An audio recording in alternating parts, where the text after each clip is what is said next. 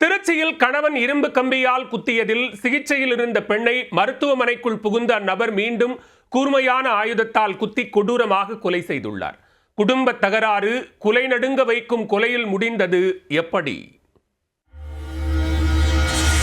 மனைவியை இரும்பு கம்பியால் குத்திய கணவர் மருத்துவமனையில் சிகிச்சையில் இருந்தவரை மீண்டும் தேடிச் சென்று உயிரை பறித்த கொடூரம். உயிருக்கு போராடிய மனைவியை ஈவு இரக்கமின்றி கொன்று வீசிய சம்பவத்தில் நடந்தது என்ன? திருச்சி மாவட்டம் தீரன் நகரைச் சேர்ந்தவர் சம்பத்குமார் என்கின்ற மூர்த்தி. இவர் மிளகுப்பாறை பகுதியில் பீடா கடை வைத்து நடத்தி வந்தார். இவருக்கு கவிதா என்கின்ற மனைவியும் 2 குழந்தைகளும் இருந்தனர்.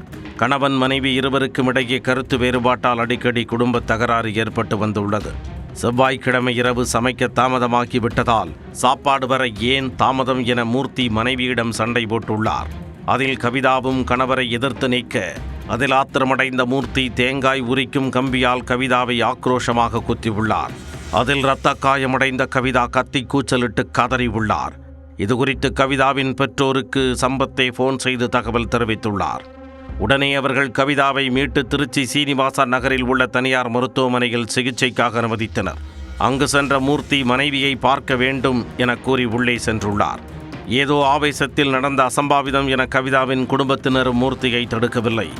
ஆனால் நலம் விசாரிக்க செல்வது போல சிகிச்சை அறையில் நுழைந்த மூர்த்தி மயக்க நிலையில் இருந்த கவிதாவை கூர்மையான ஆயுதத்தால் மீண்டும் கொடூரமாக குத்தியுள்ளார்.